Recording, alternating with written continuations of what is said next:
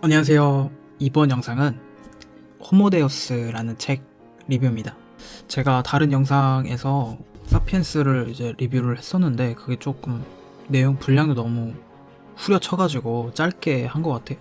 한 감이 없지 않아 있는 것 같아요. 뭐 기회가 되면은 사피엔스도 좀 다시 하고 싶은 마음이 있네요. 저는 호모데우스보다는 사피엔스에 대해서 할 얘기가 더 많다고 생각하거든요. 그러니까 왜 호모데우스가 어떻게 보면 사피엔스 2편에 해당되는 내용이니까 더 좀 그렇겠죠? 사피엔스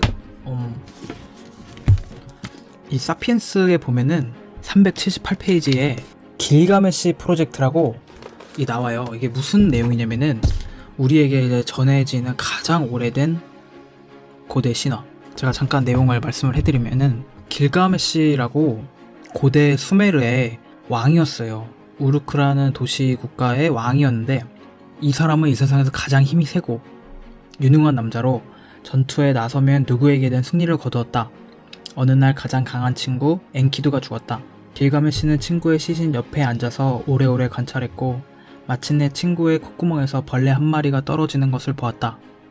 그 순간 길가메시는 끔찍한 공포에 사로잡혔고 자신은 결코 죽지 않겠다고 결심했다. 죽음을 물리칠 방법을 어떻게든 찾아내어야 했다. 그는 우주의 끝을 향해 여행을 떠났다. 사자를 죽이고 전갈사람과 싸우며 저승을 향해 나아갔다. 그곳에서 그는 죽음의 강 뱃사공인 우루샤나비의 배를 움직이는 신비한 돌로 된 것들을 부숴버린 뒤 최초의 홍수에서 살아남은 최후의 생존자인 우투나 피스팀을 발견했다. 하지만 길가메시의 원정은 실패로 끝났다. 그의 죽음을 받아들여야 하는 존재로서 빈손으로 고향에 돌아왔다. 하지만 새로운 지혜의 한 토막이 그와 함께했다. 그는 깨달았다. 신들은 인간을 창조할 때 죽음을 필연적 숙명으로 정했으며 인간은 그 숙명과 함께 사는 법을 배워야 한다는 것을. 이 내용이 호모데우스에 저는 관통하는 내용이라고 생각을 하거든요. 사피엔스와 호모데우스를 이제 관통하는 내용이라고 생각을 합니다. 사피엔스에서는 인간의 상상력, 보이지 않는 무언가를 믿는 힘이 어떻게 종의 번영을 가져다 주었는지에 대한 얘기가 나오잖아요. 이제 이번에는 보이지 않는 상상력이 인간의 최후의 과제인 죽음을 어떻게 극복하느냐에 대한 내용이 사피엔스, 그러니까 호모데우스의 주된 큰 흐름이라고 저는 생각해요. 가장 먼저 이 호모데우스 이 제목을 보시면 데우스라는 말이 신이라는 뜻이래요. 이제 사피엔스가 죽음을 극복하면 이제 신이 되는 거죠. 작가는 결국에는 그러니까 사피엔스라는 종이 스스로 죽음을 극복해서 다른 종으로 거듭할 거라는 생각을 하고 있어요. 이제 과학이 건강을 완전히 정복할 거라고 생각을 하는 거죠. 또 서론에 보면은 특이점이 온다를 쓴 레이 커즈와일의 생각을 많은 부분 받아들인 것 같아요. 레이 커즈와일은 정말 구체적으로 죽음을 극복하려고, 이분은 정말 하루에 영양제 같은 거를 막 수십 알씩 드시는 그런 분이래요.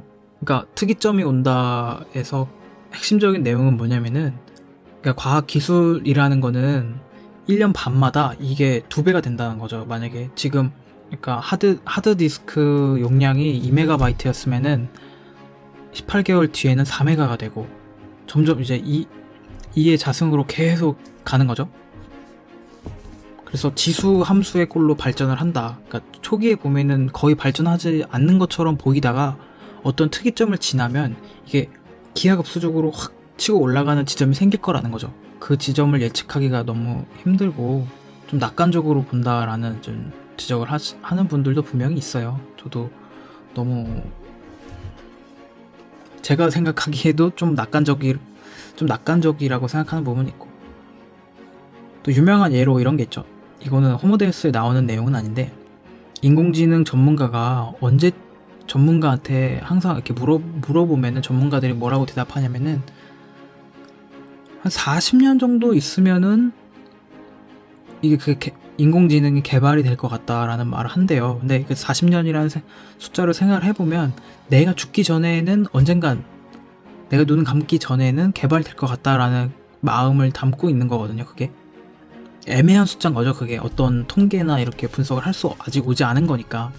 그런데도 이 책이 되게 설득력 있게 느껴지는 거는 아무래도 사피엔스 때문이겠죠. 사피엔스에서 워낙 너무 재밌게 책을 썼으니까 호모데우스도 재밌게 잘 읽었습니다. 본격적으로 호모데우스 얘기를 좀 해드릴게요. 1부에서는 인간과 동물이 어떻게 다른가, 이거는 좀 사피엔스와 겹친 내용이죠. 그러니까 인간은 영혼이 있고 동물한테는 그것이 없기 때문에 인간이 동물을 도살하는 게 정당하다는 게 오랫동안 받아들여지고 있었어요. 지금도 그렇게 생각하시는 분이 많죠. 감정과 의식은 오로지 인간만이 가지고 있는 것이기 때문에 동물들은 도살해도 된다라고 생각을 하는 거죠. 하지만 그런 경계는 구분짓기가 매우 어렵고 사람마다 다 다릅니다. 그러면은 왜 인간은 다른 동물들을 부릴 수가 있는 걸까요? 근데 저자는 그 능력을 인간들끼리 연합하는 능력으로 꼽았어요. 그게 이제 일부의 이제 전반적인 내용입니다. 인간은 혈연 관계가 아니라도 보이지 않는 시스템을 만들어서 연합하는 능력이 다른 종들보다 뛰어나기 때문인 거죠. 2부 내용은 사피엔스가 연합할 수 있는 시스템에 대해서 좀 구체적으로 얘기를 하고 있는데, 우선 뭐 종교를 먼저 예를 들고 있어요. 처음에는 종교의 형태로 다양한 지역에서 나타나고 그게 인구 폭발을 가져다 준 거죠. 근대나 현대에 들어서는 이데올로기의 형태로 발전을 하면서 공산주의나 사회주의, 자본주의, 자유주의 이런 식으로 이념의 형태로 발달하는 거를 보여줍니다. 2부의 결론을 더 압축해서 말씀을 드리면은, 이제 인간의 집단의식은 결국 자유주의 사상에 뿌리를 두고 있다는 거죠. 이 인본주의 문명은 앞으로 인간의 수명, 행복, 힘을 극대화할 것이다. 이게 2부의 핵심 내용입니다. 그 3장에서는 전혀 이제 그걸 뒤집는 얘기를 해요. 우리의 이제 현대에 들어서의 이제 과학이라던가 심리학, 철학도 마찬가지고 다 비슷한 얘기를 하죠. 자아라는 것은 존재하지 않아. 자유의지라는 것은 없어. 너가 생각하는 자유의지는 어떤 뇌의 알고리즘에 불과해. 자아라는 것도 마찬가지야. 자아라는 것도 어떤 그런 알고리즘의 집합 덩어리야. 정보 덩어리인 거지. 이렇게 얘기를 하고 있다라는 거죠. 그러니까 그렇다고 해서 자유의지가 존재하지 않는다, 자아가 존재하지 않는다고 하더라도 당장 사회가 어떻게 되는 건 아니죠. 자유주의 사상과 모순이 된다고 하더라도 갑자기 뭐 세상이 어떻게 되는 거는 아니죠. 항상 모순이 되는 개념이 동시대에도 그렇고 같은 사람 안에도 존재하는 거기 때문에. 근데 여기서는 의식과 지능을 확실하게 좀 분리를 해서 말을 하는 것 같아요.